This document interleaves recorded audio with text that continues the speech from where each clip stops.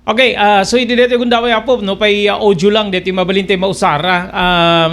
Tayo pay makikipanayam kay Attorney Arnedo Valera mula po sa Estados Unidos. Pagsasaritaan tayo, no, ano dito possible imahinasyon or makikita ni Attorney Valera iti relasyon ti pagilyan tayo ng Pilipinas kay ni Estados Unidos once nga nagtugawen kas presidente ni President-elect Bongbong Marcos. Ni Attorney Arnedo Valera, gagihim kamsata, ket Managing Attorney ti Law Offices Valera and Associate, ija New York. Abogado pa yabot, Immigration, Anti-Discrimination Attorney for almost 29 years na po. Ken gagihim kamsat dito pagilyan na Pilipinas, agtalupulog at 7 nga tawenen kas master's degree in international affairs with international law and human rights as areas of specialization, Columbia University in New York. Bachelor of Laws Ateneo de Manila, ken agdama po nga professor San Beda Graduate School of Law and International Security and Alliances. Okay, atin pong pakinggan yung pagbati po ni Attorney Arnedo Valera mula po sa Estados Unidos. Magandang hapon, Attorney, at maraming salamat po sa ibibigay niyo pong pagkakataon na kayo po yung aming makapanayam dito sa ENR Online, Damdamag ni Berto. Magandang madaling araw na po ninyo dyan sa may Estados Unidos, Attorney Valera, sir. Ay nako, magandang hapon sa iyo, Robert, no. Again, congratulations pala sa iyong bagong programa.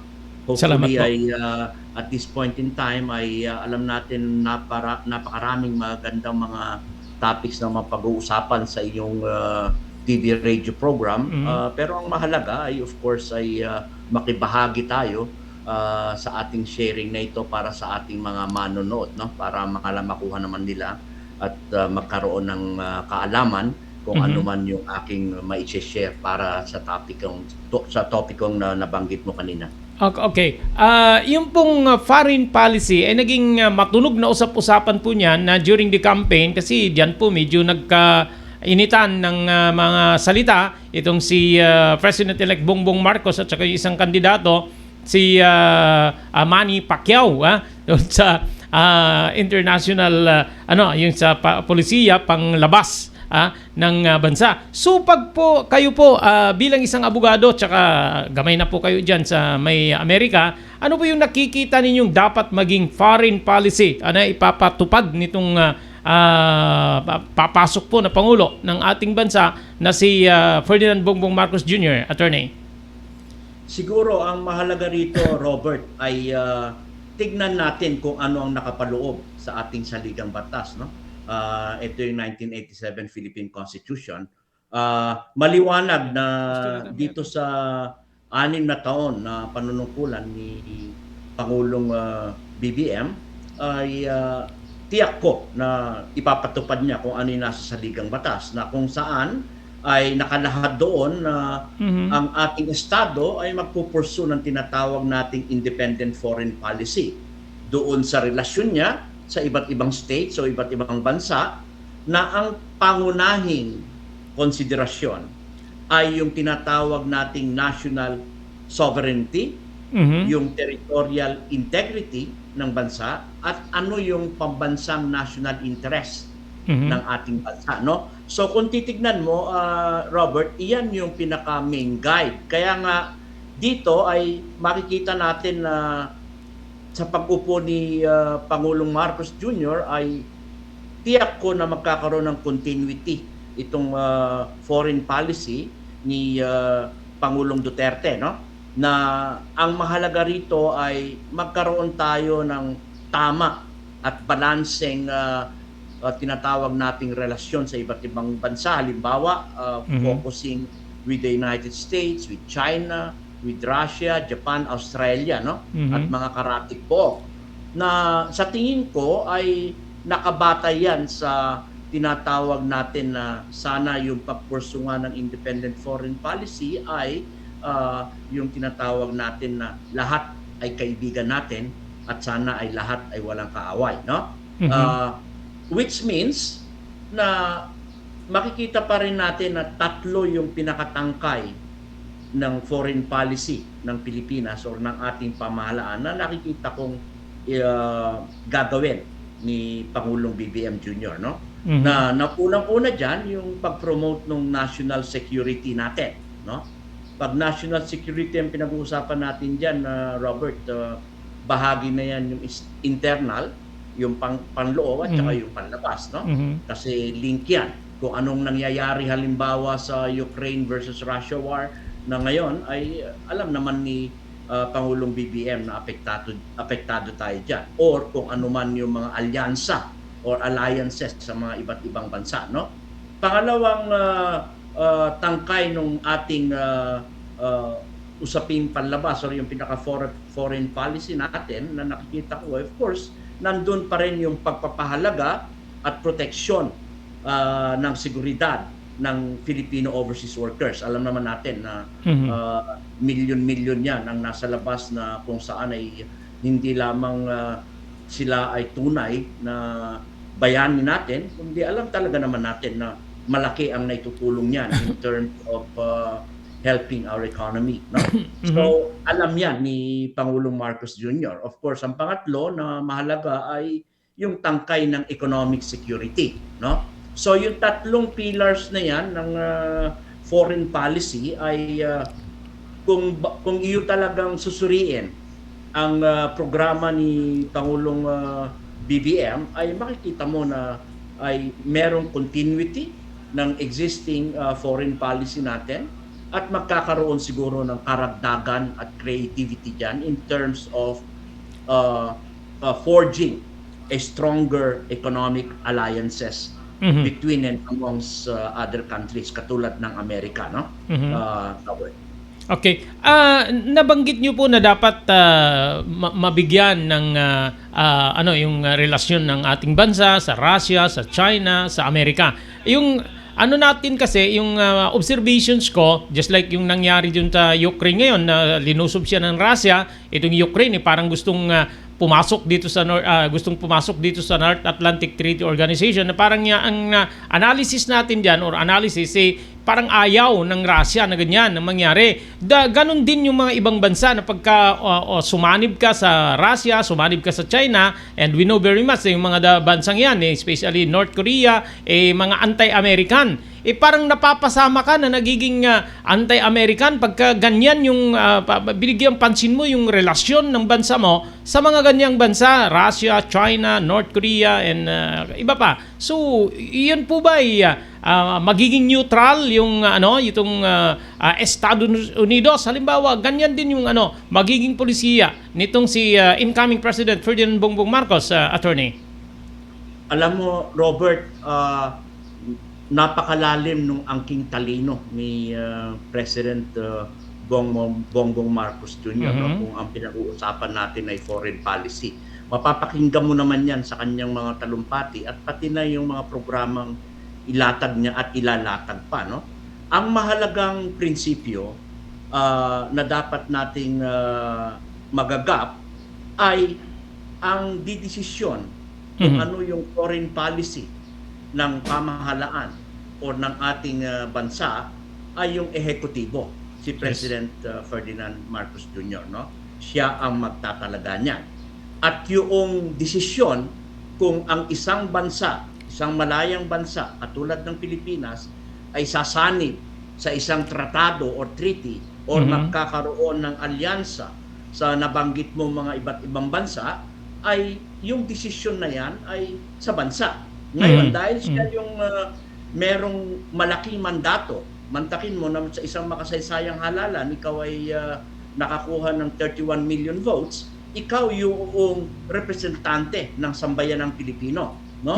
Dahil ikaw ang representante ng sambayanang Pilipino, kinakailangan yung paghubog mo ng foreign policy ay batay doon sa nabanggit ko kanina, ano yung pambansang interes, ano yung national interest ng ating pamahalaan, ng ating sambayanang Pilipino. Kasi alam mo, sa interplay ng relasyon ng mga bansa, iba't ibang bansa, whether superpowers yan, economic powers, Robert, ay napakahalaga dyan na ang pangunahing batayan mo palagi at guideline is ano ba yung makakabuti sa Pilipinas, no? Kasi ang interest ng Amerika, yung national interest nila, ng China, ng Russia, ng Australia, ng Japan, ng Korea, at iba't ibang bansa ay kakaiba sa national interest natin, no?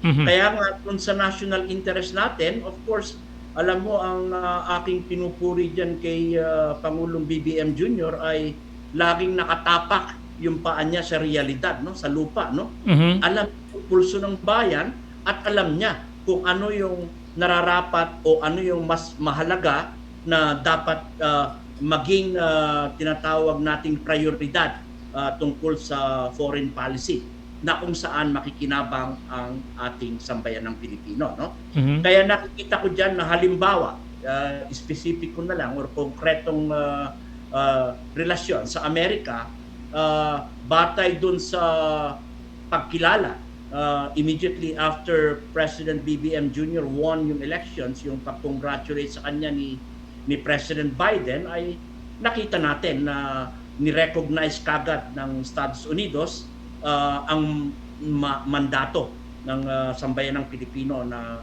dito sa makasaysayang halalan na ito, no? Mhm. Which means na moving forward ang perception ni Pangulong Biden na magkaroon talaga ng isang healthy with mutual respect itong relasyon ng Amerika at ng Pilipinas. Of course, alam naman natin na from the national interest perspective ng Amerika ay kailangan tignan nila kung ano yung security alliance na dapat na ipatupad between the Philippines at United States. And Mhm. then, eto naman, gagawin din ng Pilipinas ay aaralin niya kung halimbawa ano yung gagawin tungkol sa Mutual Defense Treaty na napakatagal na, yung Visiting Forces Agreement, at iba-iba pang security alliance. Pero alam mo, ang pinakamahalaga pa rin sa akin na nakikita ko, no, ito lang yung aking humble na opinion, Robert, na Yes, sir. dito sa foreign policy na ipapatupad ni Pangulong Ferdinand Marcos Jr. ay bukas siya na magkaroon ng healthy relationship sa lahat ng mga bansa, no? Kaya nga alam mo, pinauna ko na kagad na ang unang batayan na titignan ni Pangulong BBM ay yung ating Declaration of Principles, yung pag-pursue ng independent foreign policy in its relation with other states, no?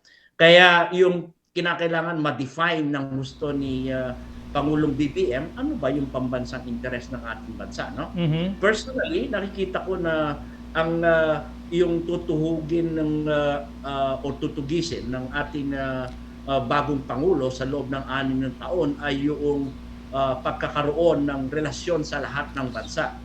Hanggat maaari nga, alam mo, ang i-strengthen natin, yung palakasin natin at patibayin natin, Robert, is yung economic alliances, no? Hindi masyado yung military alliances. Kasi kung titignan mo yung isang tangkay na nabanggit ko kanina, yung pagpa-promote ng national security at saka yung economic security natin, doon sa practical aspect na ito, na katulad na rin ng ginagawa ni Pangulong Duterte, ay kung ang lahat ng mga bansa, mayayamang bansa, kahit na magkakatunggalian sa ideolohiya, US, China, Russia, Japan, Korea, etc., maliban na lang sa North Korea, na kakaiba yung isolation policy nila, foreign policy, ay nagkakaroon ng matibay na relasyon in terms of trade and diplomacy, no? Mhm. Na sabihin, tuloy-tuloy yan kahit na magkakaiba ang ideolohiya ng mga bansang ito. Pero alam mo, nababasa ko diyan sa katalinuhan ng ating bagong Pangulo na yung rate of intelligence niya is first rate, Robert, dahil kaya niyang ilagay sa kanyang isipan yung mga iba't ibang ideya kung paano magkaroon ng magandang relasyon sa iba't ibang bansa kahit na magkakaiba ang ideolohiya nito, at pumili at tignan kung ano yung pambansang interes ng ating sambayanang Pilipino, no? So yun ang napakahalaga sa isang leader, kasi saan ba makikinabang ang ating sambayanan at paano mapapaunlad economically ang ating bansa, no?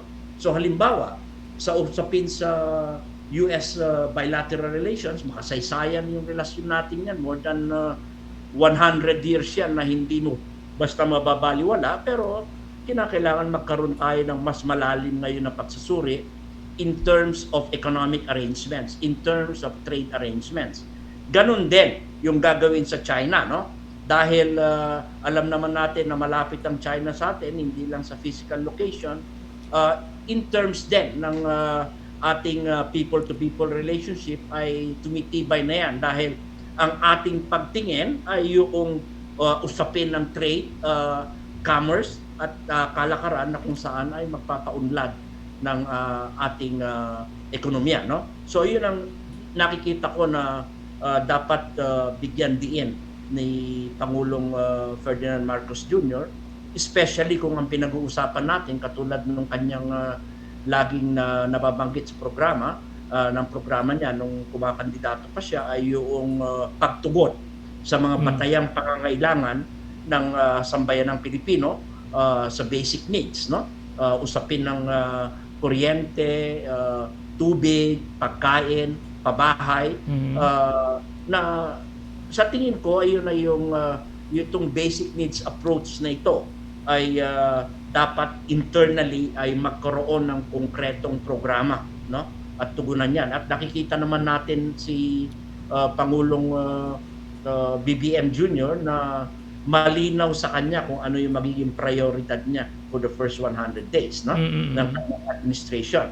So yung economic security, tandaan natin, hindi lamang yan nakabatay sa loob ng ating bansa.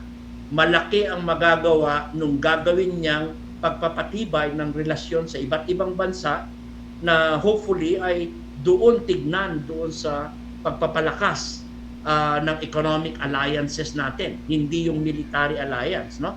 Kaya nga doon sa saligang batas natin, bukod sa binabanggit kong national interest, well, hanggat maaari nga, meron tayong tinatawag na nuclear-free sa mga ganitong situation na kung saan ay consistent yan sa national interest natin na ipupursu natin yung policy of freedom from nuclear weapons doon sa ating territory, yung pag-forbid ng presence ng nuclear weapons sa Pilipinas, at the same time yung presence ng bases, no? Foreign military bases na explicitly sa ating saligang batas ay it forbids yung presence ng mga base militar, no? Or which means kasi pag sinabi mong alyansa kasi, Robert, hindi lang military alliance. Ngayon in a globalized world kasi tignan natin ang mas maigting yung economic alliance. Kaya nga ang gusto natin nga is sa pangkalahatan at saka sa kabuuan ay yung wala tayong kaaway hanggat maaari, lahat kaibigan natin. Hindi masama na yung pag-define mo ng national interest ay ang prioridad mo ay ano yung pakikinabangan ng sambayanang Pilipino, lalong-lalo na sa isang liderato na merong napakalakas na mandato na binibitbit niya. Ito nga ngayon ang hine-hail sa buong mundo na iba't ibang bansa ang nag-recognize ng kanyang historical election, hindi lang ang Amerika, si President Biden, si President Xi, si President Putin, mga superpowers yan, ha? At kahit na mga iba't ibang mga emerging economic emerging countries, kumbaga kung tawagin natin, no?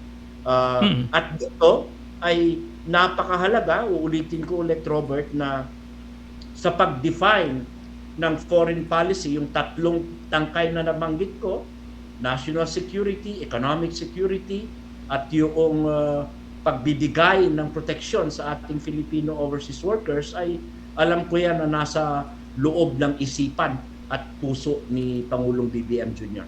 Okay. Okay, so parang naiintindihan ko po na dapat yung konsentrasyon ng papasok na administrasyon yung pang-ekonomiya talaga para sa mga relasyon panglabas na relasyon o sa mga ibang bansa, pang-ekonomiya at saka yung seguridad sa ating bansa. So sa ngayon po, bilang isang galing dito sa Pilipinas, kasi nahaharap po tayo sa mga daming banta yung food security, itong oil price hike, at saka ngayon nagbabanta na naman yung COVID-19 dito sa Pilipinas. Attorney, kailangan bang isangguni natin yung sa mga kaalyansa nating bansa, yung mga ganyang internal problems dito sa ating bansa? Halimbawa, yung Pilipinas, Attorney. Well, doon sa pagtugon, katulad nung nabanggit ko kanina, ang king talino nitong ating bagong Pangulo ay natitiyak ko na masinop niyang pag-aaralan ang world events, ang current events at ang epekto nito.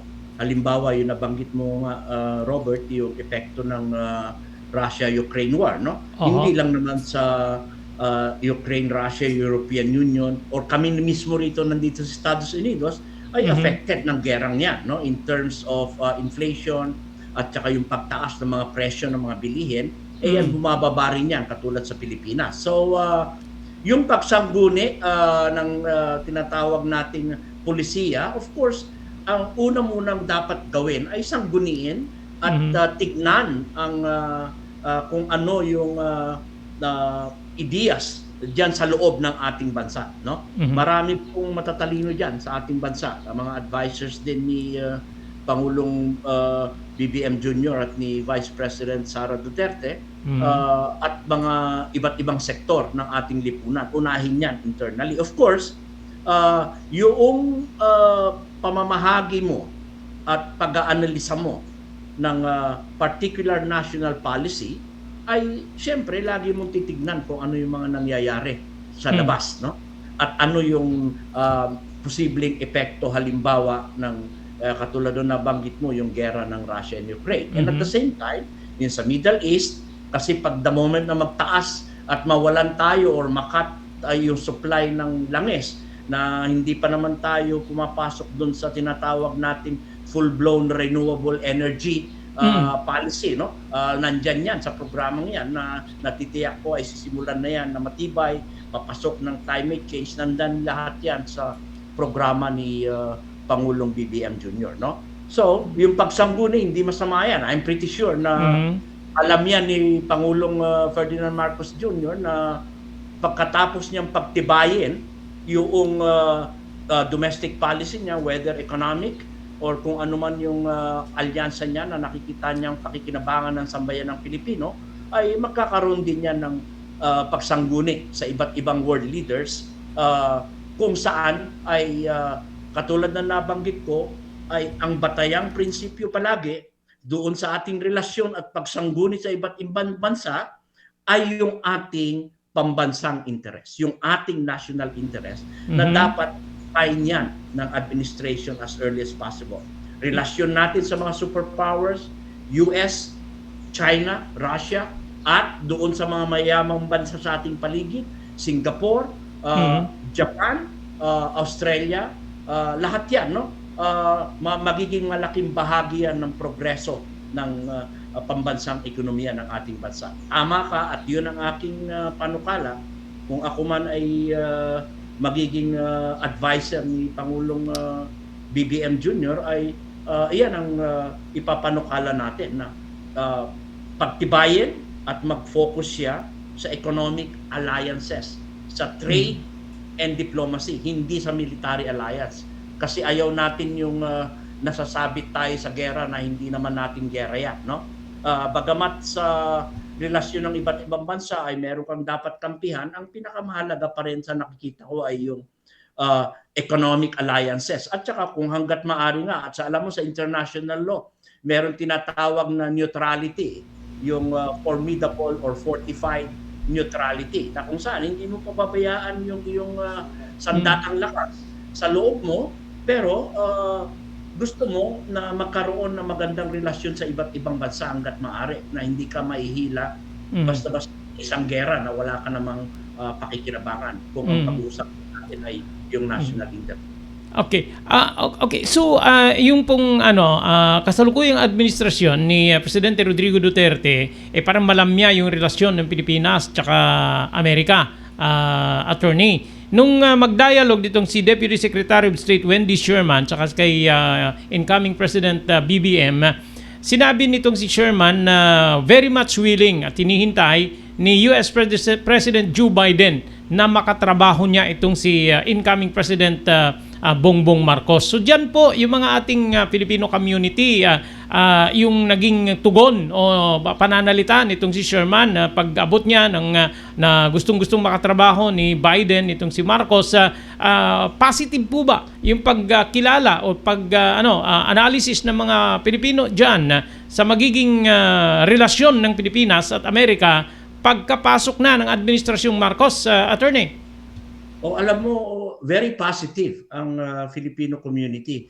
Kahit mismo, alam mo, nung nakaraang 2 linggo, Robert, ay nagkaroon ng tinatawag nating 124th Philippine Independence Day commemoration dito sa Estados Unidos, ay na kung saan ay yung panawagan halimbawa ng BBM, Sara East Coast, sa lahat ng Filipino-Americans sa iba't ibang estado ay dahil tapos na ang halalan ay i-transcend na itong election na ito at mag-move forward na kung saan ay magkaisa tayo at magkaroon ng isang tinig, no?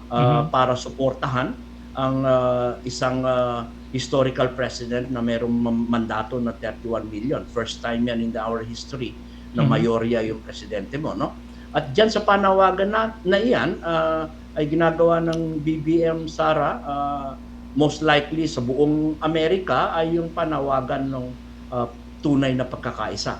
Na kung saan ay tinitignan natin yan na siya yung maghuhulma at magbubuo ng plataforma o mga programang, spesifikong programa ni Pangulong BBM Jr., no? So, very, very positive yan, Robert, no? And then itong binitawan ng US government, sa simula't simula pa ay nakita nila yung kahalagahan na nung nakilala nila at i-recognize nila yung matahimik at makabuluhang halalan sa Pilipinas. In fact, nakita nila na walang gulo yan, very credible, it meets the international standards, na ito na yung simula ng magandang relasyon ng Amerika hanggat maaari sa Pilipinas, at tinitiyak ko na ang Filipino-American community dito sa US will be fully supportive of that. Kasi alam mo, dual yung role namin dito. Ako, Robert, ay dual citizen, no? Amerikano at Filipino. So gusto natin yan on a people-to-people relationship ay maintindihan ng sambayan ng Amerika ang ating bansa, na kung saan sa loob ng 6 na taon, regardless of yung iba na ibang bumoto, ay ang ating Pangulo ay Pangulo at Presidente ng lahat ng political colors, regardless whether you voted for him or not. Yan ang mandato niya, no? At yan ang demokrasya, yan ang sundin natin at bigyan natin ng oportunidad si Pangulong BBM Jr. na i-execute niya yung mandatong yan. And I'm pretty sure na sa kanyang pananalita at sa kanyang panawagan ay mararamdaman mo pa rin na yung konsepto ng pagkakaisa ay hindi yan nakalutang sa ere, no? Robert, kumbaga, no? Yan ay makikita natin na magiging strong pillar yan, underlying thread, unity thread, kumbaga, ng lahat ng mga programang ipapatupad, no? Katulad na nabanggit mong iba't ibang issues na apektado tayo, kahit na yung COVID-19 pandemic, nag-spread na naman yan, pati na yung mga ibang tinatawag nating climate crisis, ay bahagi tayo dyan. Bagamat ang role natin ay iba-iba, dahil alam naman natin na ang nagdidikta halos karamihan ay yung mga superpowers. Pero malaki yung magagawa natin in terms of how do you use this world-changing events para matulungan natin ang sambayan ng Pilipino, at yan na nga ang tinatawag nating pagpapatibay sa relasyon sa Amerika, sa China, at iba't ibang bansa na gusto makipag-ugnayan sa atin, no? Again, uulitin ko lang kasi napakahalaga yung pag-define ni Pangulong BBM Jr. ano ba ang pambansang interes, ano ba ang national interest ng ating sambayanang Pilipino. Kasi iyan yung nakatalaga sa saligang batas. So sa akin, iyon ang nakikita ko na guideline ni Pangulong BBM Jr. No? Of course sa dami ng mga advisors na diyan ay natitiyak ko na ang tunay na decision later on si Pangulong BBM Jr. Alam mo, yan ang gusto ko sa ating bagong Pangulo, Robert, no? Although alam niya kung anong direksyon ang tutunguhin ng pamahalaan niya, ay talagang ini-encourage niya yung mga different tinatawag nating ideas, no? Na kung saan ay pagsama-samahin niya. Maganda yung formasyon niya ng kabinete. Hopefully ay pakinggan niya pa rin ang sambayanang Pilipino, which I think yun ang gagawin niya, na nagbigay sa kanya ng isang makasaysayang mandato. Kasi bit-bit niya yung tinig ng sambayanang Pilipino, Robert. Okay, lastly, Attorney, yun pa rin yung naging dialogue nilang Deputy Secretary of State Wendy Sherman tsaka kay incoming President BBM, nasabi niya na pagka naupo na po itong si BBM bilang presidente, libre na siyang pumasok dyan sa United States. So bilang isang abogado, ano po ba yung mga polisiya dyan? Yung may pananagutan sa batas ng Amerika na hindi makapasok pero pagka naupo na siya bilang head of state, libre na. May mga polisiya po ba dyan na dapat malaman ng ating mga tagapanood at nakikinig? Attorney, please. Well, Robert, ang mahalagang tignan dyan is ang mga head of states.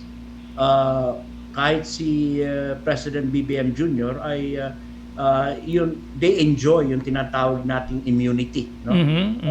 Yung immunity from suit, no? So bilang pagrespeto, mataas na pagrespeto sa katungkulan ng presidente ng ating pangulo, dahil siya ang representante ng sambayanang Pilipino ng ating bansa, no?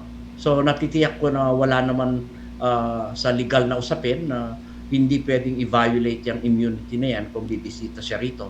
Siguro ang panimula rito ay tama yung ginawa ni Pangulong BBM Jr. na inimbitan niya during the inauguration niya, itong darating na inauguration niya, sana ay magpadala ang Amerika sa Pilipinas. In fact, personally, in-invite niya doon sa kanyang I'm sure doon sa 10 minutes na telephone conversation nila or yung instructions or pag-uusap nila sa representante ni President Biden na personally imbitahan, no, para umattend sa kanyang inauguration, no.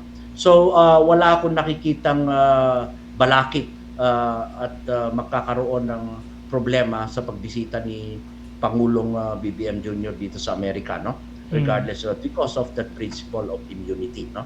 Ngayon, ang unang-unang hakbang na dapat gawin ay bukod doon sa pagkilala ng Amerika na siya ang tunay na halal, na siya ang leader ng ating sambayanang Pilipino, ay sana ay umattend sila noong inauguration niya sa June 30, no? At sinisimulan na yan ng shadow cabinet niya hanggat makaupo si Pangulong BBM Jr. kung paano ngayon halawin yung trade and diplomacy relationship, no? Ganyan din ang gagawin naman nila in terms of trade and diplomacy relationships with other countries katulad ng China, no? Alam mo, ang mahalaga pa rin dito yung tungkulin niya bilang executive head, yung pinaka-head ng executive branch of the government, kasi siya yung may kapangyarihan para ihulma kung ano yung foreign policy mo, yung tinatawag nating polisiya sa usaping panlabas, no? Iyan ay tungkulin ni Pangulong BBM Jr. Okay. Okay. Attorney, maraming salamat po sa binigay mo pong pagkakataon na kayo po yung aming makapanayam at naibigay po natin yung mga ninyo, nakikita ninyo dito sa incoming relationship o yung magiging relasyon ng Pilipinas at Amerika pagkapasok na po yung bagong presidente. Kung may mga gusto po kayong batiin dito sa Ilocos Norte, Attorney, sa mga nanonood po sa atin ngayon, please go ahead po. Go ahead. Well, siguro unang-una yung kinakailangan talagang i-congratulate natin ang ating mga kapwa Pilipino, ang buong sambayan ng Pilipino dahil kayo ay bahagi ng isang makasaysayang halalan, no? Historical elections na kung saan ay for the first time sa ating kasaysayan na meron tayong mayoryang presidente. Pero hindi pa tapos ang laban natin, no?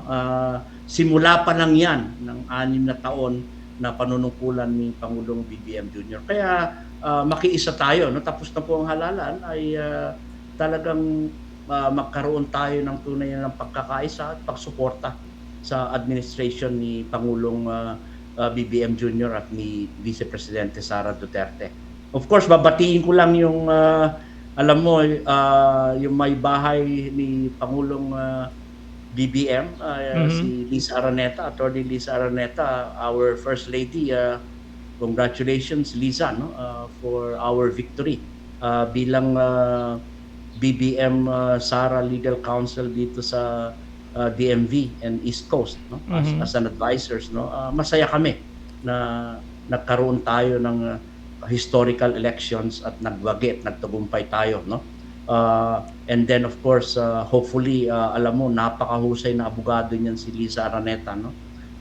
Nakasama ko yan kahit nung law student pa yan, ay sumasama yan sa Taludtod, Batangas, no, para tumulong sa mga sugarcane planters. Naalala ko yan nung araw. So maganda yung tandem ng mag-asawang yan, ang ating Pangulo at First Lady, no. Bagamat ang main role is with the President, I'm pretty sure that Liza Araneta would be a very, very good First Lady, no.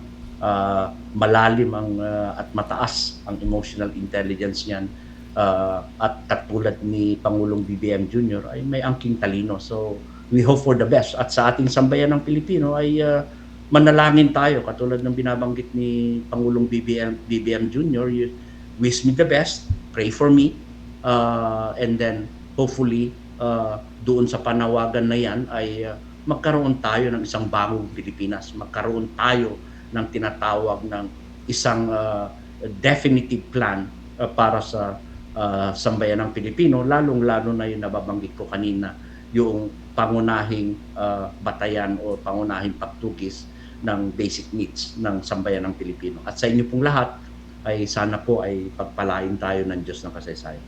Okay po, maraming salamat once again, Attorney Arnedo Valera, sir. DJ, gagayim kabsat ni Abogado Arnedo Valera, gagayim kay kabsat nga nangited kadi analysis na asik na po kadi agbalin nga relasyon na ti pagilyan tayo nga Pilipinas ken kastamit iti Estados Unidos once nga makapagtugawen kas presidente ni Ferdinand Bongbong Marcos Jr. ti naelektara na po, nabutusan na nangyalat iti 31 million, more than 31 million votes. Majority votes po yung nakuha niya. Gagayim kay kabsat iti deti napalabas nga pa nagpipili amuyo kasla kadidi balikas ni Attorney Valera, dapat apo ti talaga nga pagkonsentraran ti maysa nga leader nga kas ni incoming President Bongbong Marcos ti national interest ti tao, alyansa para iti ekonomiya, panagduras ti ekonomiya, not so much with military alliance gigiyim kabsat, but once nga adati adati alyansayo pang ekonomiya man or gagiyim kabsat iti maysa nga nasyon, saan nga maikat ditan nga adda DJ adda DJ panag prinoteher di duwa nga pagilyanen, maibasar man deta apo iti trato or anyaman nya na pirmaan na katulagan, adda DJ yan mabalin ti aglabi kasla ko mati pagilyan ti nga Pilipinas, mabalin mo't aglabi ken ni superpower nga may kangka iti proteksyon gagiyim kay kabsat, saan met nga kayat na nga sawin nga no agkid daw ka ket diti tulungan na ni armada mon na mga makigubat or anyaman mang proteher apo iti teritorya ti maysa nga nasyon, but in different ways gigiyim kay kabsat. mabalin niya tulungan na ka nga maibsan, di malikdikan, di mabalin nga pangtaa po iti biyang ti sang kapagilyan, panagbisin na seguridad or anyaman na po sakit kadadami namin mabalin niya tulungan nakakas ka alyansam or ka dikit mo nga nasyon na di nasken nga maistudyar di napintas nga relasyon ti may sa pagilyan ti pagilyan tayo ti sa bali pagilyan especially ti sitwasyon ti pagilyan tayo apo no daduma agdepender tayo kadigita ay tulong manipod ka dito karuba tayo nga nasyon na gagiyim kayong kabsat saan tayo nga mailibak deta no adda dito kasla ko sa Estados Unidos adda dito putulen da po nga ayuda or may papaay ka da tayo nga deta nakaprograma yearly or anyaman gagiyim kayong kabsat dakkel nga agbalin na po nga problema or pakapilayan ti maysa nga nasyon gagiyim kabsat so we are adda dito mamati or mangekspektar nga agbalin nga mas napinpintas ti relasyon ti pagilya na Pilipinas ken Estados Unidos idi pa nagtugaw ti baro nga administrasyon na ni President-elect Bongbong Marcos nga mabalin nga mas napimpintas nga relasyon kompara idi agdama nga relasyon ti pagilyan nga Pilipinas idi administrasyon ni Presidente Rodrigo Duterte makita niyo naman nakadado di kita nadadagsen nga balikas ni Presidente Rodrigo Duterte itibiyang ti Amerika even American leaders da Barack Obama kada ada di kita balbalikas ti apo presidente di di kita American journalist agirak-kurak nga nangin interview kay kuana talaga nga supalpal gagiyem kabsat especially no ti pagsasaritaan is about human rights violation nga minapot ti kasdala pangpakababalawan ti administrasyon ni Presidente Rodrigo Duterte ti agdama iti sa bali nga nasyon especially Amerika day kitay apo day especially day war on drugs adu day kitay may bagbaga nga extrajudicial killings gigiyim kay kabsat state killings kung nada pa kitiya apong dumdumngeg gapo iti detoy naiget unay nga kampanya ni Apo Presidente Rodrigo Duterte kontra iti illegal nga droga. Ayun. Okay. So dito yun na po nga agngudot iti presentasyon tayo manen iti programa tayo Damdamag ni Berto iti ENR online gagiyim kay kabsat. Awisin na kayo po into bigat para sa balin to manen na presentasyon tintay pa nagsisinukat ti kapampanunutan kariri issues tubikos damdamag lokal, damdamag national ken international iti Damdamag ni Berto. Dito nga rin ti bagay mo ni Robert Berto de la Cruz kinaduak ni Maki Paulino Agustin iti technical control ibatimin ti natalinaay nga malem ti Martes te amin asa nga pada Damdamag ni Berto programa pakidanunan dili paspasama kinibugod kayo alubar iti entero paginyan ken unay di balasyo tao Damdamag ni Berto pakaidasaran dili damag wenno paspasamak dili sumbat dili agtuturay kadiri issues ken kalikagom dili umili Damdamag ni Berto awisan na ka tapno makipartisipat agtimek tayo kakailian tapno maamuan ti publiko ti husto akalikagong tayo awan malabsan amin ket may payan ti gundaway iti daytoy programa Damdamag ni Berto rangkay ti publiko adumanon kariri masiknan Damdamag ni Berto